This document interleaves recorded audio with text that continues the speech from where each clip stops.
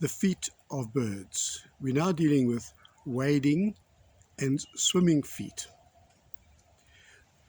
We are looking at the feet so we can understand which bird we are dealing with.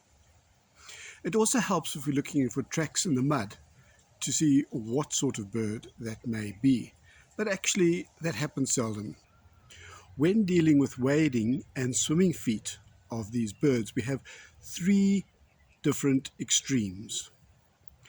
We have webbed feet, we have long-toed feet, and we have the more common sort of standard type of feet or toes of these birds, webbed feet.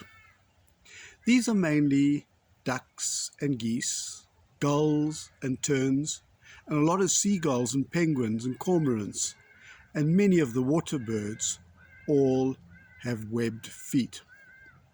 Generally, they are used for swimming, and that's what we can see in the gulls when they are fetching stuff out of the water, or ducks when they are dabbling or diving for food, or the penguins when they are chasing fish. But the webbed feet also have other advantages, and that is when they are walking on the bottom of the water in the pans and other parts of the country, like estuaries. Long-toed feet of birds. These are like the lily trotters, the jacanas, the moorhens, the crakes, and so on. They all have extremely long feet. This assists in them not causing the lilies to sink into the water too much, but they can walk from one lily to the other, creating quite a lot of resistance and be able to keep themselves out of the water. Then you have the waders with the more common toes. These are like the herons, some of the ibis, lapwings, plovers, there are many more, but they generally have more conventional feet, 3 toes forward and 1 toe back.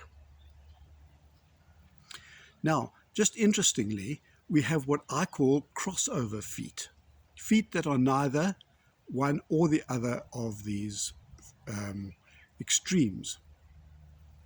Take, for example, the flamingo. We associate the flamingo with waders. And in fact, if you look at the flamingo's feet, they're webbed. And that's probably so that they don't sink into the mud too much. While I was down in Sedgefield, I watched a flamingo swim up against the wind. It was quite a sight.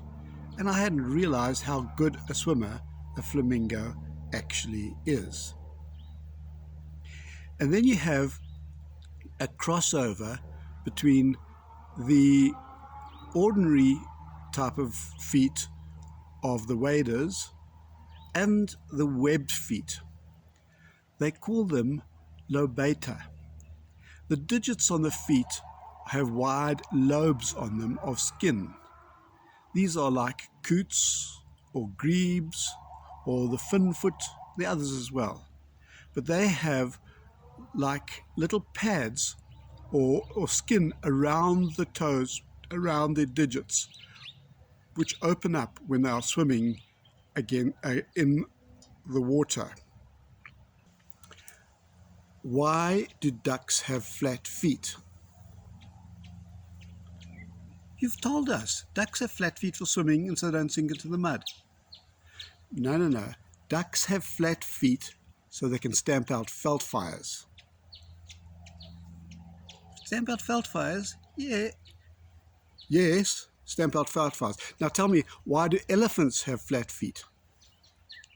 You told us last week, so they don't sink into the sand when they jump off cliffs. No. Donald, you're going overboard. Elephants have flat feet so they can stamp out burning ducks. That guy's crazy.